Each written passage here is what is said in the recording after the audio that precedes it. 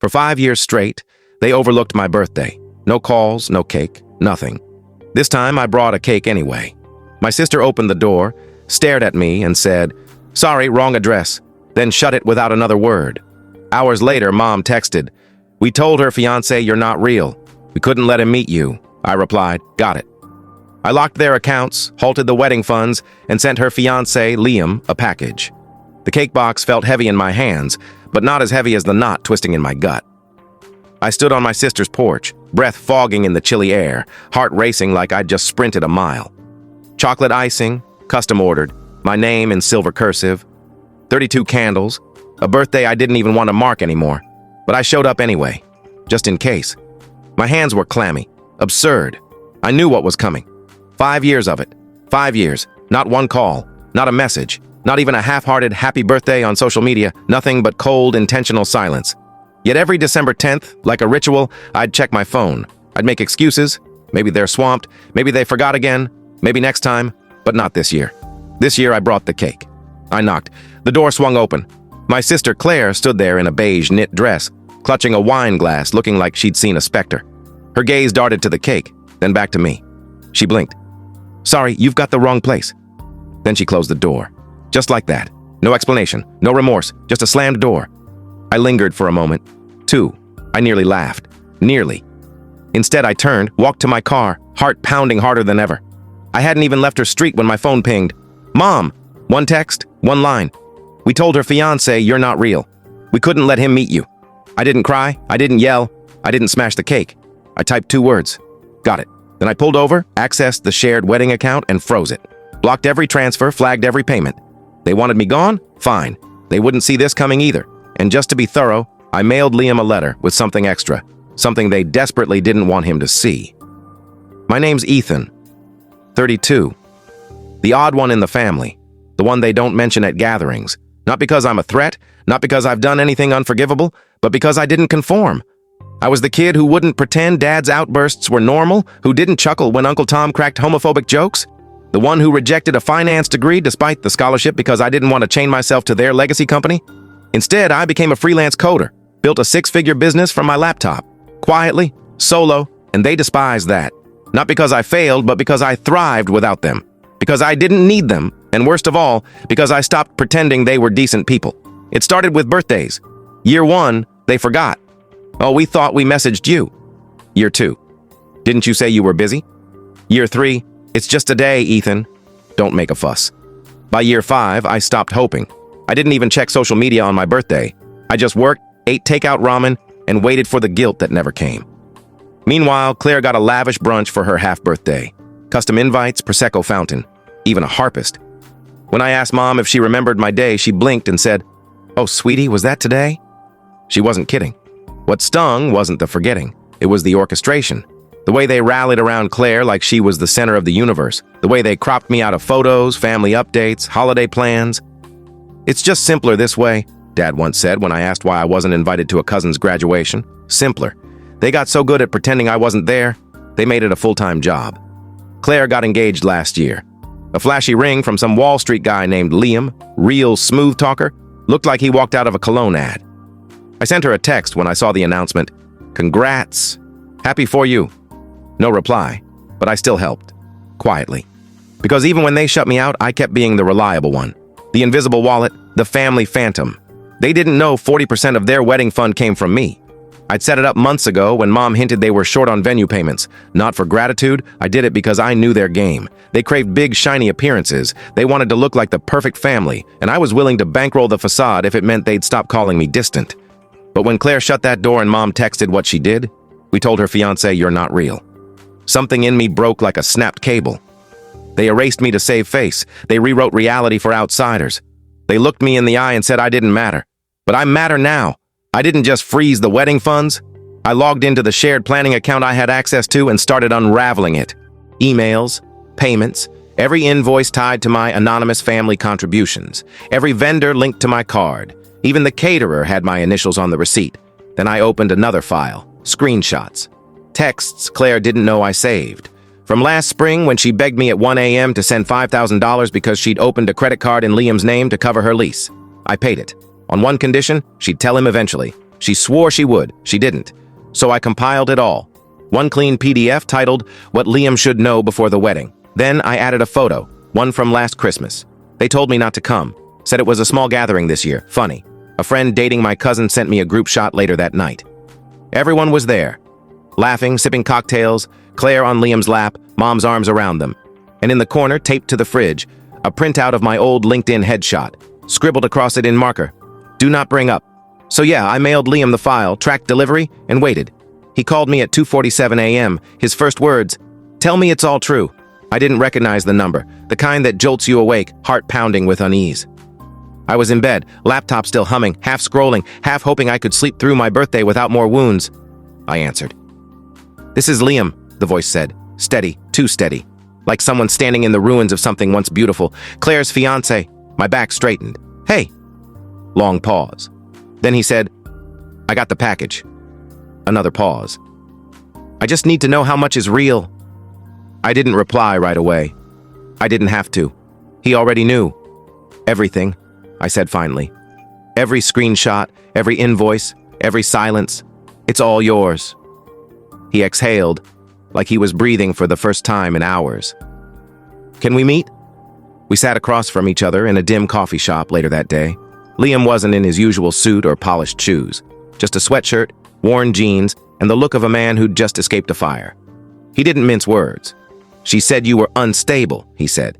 "Said you had a bitter streak, that you were erratic, that you cut off the family because of some old grudge, and you envied her life."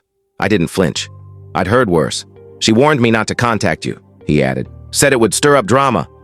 He looked up. "That package didn't look like drama. It looked like you were settling scores." I slid a folder across the table. Inside was everything he hadn't seen yet. Email chains where I covered deposits under aliases. A baker's note. Balance cleared by EH. Client prefers anonymity. The planner's receipt marked anonymous donor. And the final page, Claire's desperate text from July. "Hey, can you send $5,000? Messed up big time. I'll explain later. Just don't tell Liam. Please, I'm begging." He read every word, every line. Quiet. Then he closed the folder slowly, hands shaking slightly. "She said you skipped the engagement party because you couldn't stand her happiness." I gave a bitter laugh. "She gave me the wrong date. I showed up at the venue and the staff said the booking was for the next week." His jaw tightened. "She's been lying to me for years," I added. "But that's when I realized it wasn't just carelessness. It was calculated. She was building a world where I didn't exist. And you were her latest accessory." Liam leaned back. "She told me her family was close. That you were distant because you were always selfish." I tapped the folder. "Selfish enough to fund half her wedding in secret? Selfish enough to cover her debts and stay quiet for 5 years? He didn't respond. But he did something better. That night, Liam sent a mass email to every wedding guest. Over 200 people. Friends, family, vendors, even some names from his firm. Subject: wedding canceled. The truth. The email? A sharp, devastating summary. "This wedding is off. The reasons are personal, but they stem from lies, financial, emotional, and familial. I won't build a future on deceit. Please direct questions to Claire's family, who can explain better than I can. Attached is proof." He attached my file, receipts, screenshots, everything. And just like that, the family group chat blew up. Within hours, I got messages from relatives I hadn't spoken to in years. "Man, I didn't know. Ethan, I'm so sorry. They told us you just vanished and wanted no contact." I didn't reply to most. Not out of anger, just fatigue. Then the calls started. Mom, Claire, even an uncle. But I didn't pick up. Not yet. Until my phone lit up again. "Mom." I let it go to voicemail. Then a second call, a third. Then the text. "You didn't have to go this far. You've ruined us. Are you satisfied?" I stared at the screen. Then typed, "Number." "I'm not satisfied. I'm just done." She fired back instantly. "We told Claire's fiancé what we had to. We were protecting the family. So I sent one more. You erased me for appearances. I exposed you for truth." That's when Dad showed up. I saw him on my building's security feed outside, pacing, furious, hitting the buzzer. I answered the intercom. "Ethan, let me in," he barked. "We need to talk." "No," I said evenly. "Your mother's crying. Claire's a wreck. She's humiliated." "I didn't humiliate her. She humiliated herself. You just helped her hide it. You've always been spiteful." "No," I cut in. "I've always been silent." You just didn't expect me to stop." He pounded the door. "You're not part of this family anymore." And I smiled, though he couldn't see. "Finally," I whispered. Some honesty. He left, and for the first time in years, I slept soundly. They tried to act like nothing happened, but I wasn't finished. After Liam sent that email, their world didn't just fracture. It imploded. The wedding was canceled. Venue deposits lost. The baker posted on social media about unpaid bills. The caterer threatened legal action. Claire's bridesmaid crew ditched her so fast, it left a trail of deleted chats. But that was just the start. Because Liam, he wasn't just some finance guy with a slick smile. He was connected. His family owned a mid-tier investment group with ties to half the wedding vendors. When he pulled out, others followed. Within days, Claire's name was poison in the wedding industry, and the calls kept coming. "Mom, we need to talk." "Dad, you've made your point. Fix this." Fix what? Their fake polished world? Their self-absorbed drama? No thanks. They tried to spin it, told cousins it was a misunderstanding, that Liam overreacted, that I'd distorted everything, but it was too late. The evidence spoke louder than their lies ever could. Then came the real blow. That shared family account for the wedding? I wasn't just a donor, I was the admin. I locked it the moment Mom texted, "We told him you're not real." But now, I drained it. Legally. Every cent I'd contributed, I withdrew. Everything else, frozen under a financial dispute. Claire tried to call it theft, but the bank had records. Her name wasn't even on the account. The fallout was catastrophic. They lost over $20,000, couldn't pay the planner, had to refund guests who'd prepaid for travel, and still they blamed me. Mom texted, "You're cruel." Claire's devastated. I replied, "Devastated people apologize." Claire sent a legal notice. Yep. She tried to sue me for slander. Her fiancé left her. Her vendors blacklisted her. But I was the bad guy for telling the truth. The notice was a joke. My lawyer, a buddy from college who owed me one, read it, laughed, and sent a reply. "Try us. We're ready." She didn't. But you know who did reach out? Liam's mom. She sent a handwritten note on crisp letterhead thanking me. She said she'd always sensed something was wrong but didn't know the extent of the deception until my file. Said I'd saved their family years of chaos. She also sent a check. Not a token one. A real check, $12,000. A gesture of gratitude, she wrote. Not sympathy, not charity, just acknowledgement that you owed no one anything, and you still gave.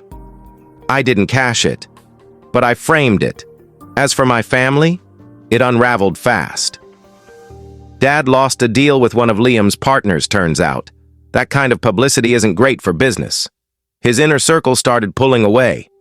Mom tried to salvage her social standing, but it's tough when half your book club has seen the texts of you lying to your son for 5 years.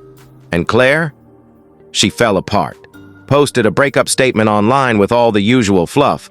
Sometimes paths diverge. It wasn't the right moment. Sending love. The comments were savage. Someone wrote, "Girl, he dumped you because your family hid a brother." Another, "Where's the cake, though?" And then there was the Reddit post. Yeah, someone shared the story on a drama subreddit. It exploded. Over 25,000 upvotes. People called it the ultimate family takedown. One user commented, "This is what happens when the family outcast stops playing along." But here's the kicker. A month after the chaos, I got a knock at my door. It was Claire. No makeup, eyes swollen, shoulders slumped, holding a plastic container. "Mom baked a cake," she said. I raised an eyebrow. "And?" she said. "We owe you. Maybe we can talk." I didn't respond. She added, "I messed up." Still silence. "I bought their story. About you. About everything. I thought you were just bitter for no reason." Her eyes welled up. "I let them erase you. And you still funded my wedding." I glanced at the container. Lemon cake. My least favorite. "I don't want the cake," I said. I want the apology. And I want it to be real." She nodded, trembling. "I'm sorry." I believed her. But I didn't let her in. "Come back when you know how to build a relationship that doesn't involve hiding me." Then I closed the door, softly, not like she did to me. That night I tossed the cake in the bin and poured myself a whiskey, not to celebrate, but to breathe. Because for the first time in years, I wasn't angry, I wasn't hurt, I wasn't the unseen figure lurking at the edge of family photos. I was free. It's been 7 months. 7 months since I stood on Claire's porch with a cake I bought myself and got told I had the wrong address. 7 months since my own mother texted that I wasn't real. 7 months since I shed my guilt the way they tried to shed me. People say revenge is bittersweet. I disagree. It was sharp, essential, like pulling a splinter from a wound you've ignored for years. You don't mourn the pain, you just let the poison out. My family doesn't mention me anymore, not in public. I know because a college friend ran into Dad at a gala. Someone asked about his kids. He mentioned only one. My daughter, Claire, she's taking time to recover. No word of me. As usual, but that's fine, because I don't need their lies to hold up my truth anymore. I moved towns, bought a small cabin in the hills, remote, quiet, calm, no banners, no stage parties, no hushed voices at dinner. Just me, my work, my dog, a rescue mutt named Code, and silence I chose. And in that silence, I found peace. I don't regret anything. Not the files I sent, not the funds I locked, not the truths I dragged out of their shadows like bones with claws. If anything, I regret waiting so long. You see, I spent years chasing something that should have been unconditional. Love, respect, acknowledgement. I kept showing up, to birthdays, to memorials, to holiday dinners, hoping one day they'd remember I was theirs, but I wasn't. I was a tool, a wallet, a scapegoat for their own flaws. And when I stopped playing that role, their world collapsed. Not because I broke it, but because I stopped holding it together. One morning last month, I got a letter in the mail. No sender's address. Inside, a photo. Me at 10, blowing out candles at a birthday party. Claire beside me, Mom behind the cake, Dad with a camera, all smiling. On the back, in shaky handwriting. We lost something back then. Maybe it was you, maybe it was us. I'm sorry. No signature. I didn't need one. I burned it in the fireplace, not out of spite, but because that kid doesn't exist anymore. The one who kept chasing scraps at a table where the seats were always taken. I don't need a seat now. I built my own table, and real people sit at it. Friends who don't wince when I talk about my past. Colleagues who value my work without questioning my roots. A partner I met 2 months ago who knows the whole story and never said, maybe it wasn't that bad. Because it was that bad, and I'm done downplaying it. Last week, I celebrated my birthday for the first time in years. I invited friends, baked my own cake, salted caramel frosting, my kind of treat. There were candles, laughter. No one asked, "Where's your family?" Because they knew the answer. My family isn't the one I was born into. It's the one I made. And when I blew out those candles, I didn't wish for their love, or their apologies, or their sudden awakening. I wished for more days like this, where I exist, fully, loudly, unapologetically, because the truth is I was never the problem. I was the mirror. And they couldn't stand their own reflection, so they tried to break it, but I didn't crack. I sharpened, and now I don't vanish. I reclaimed myself, completely.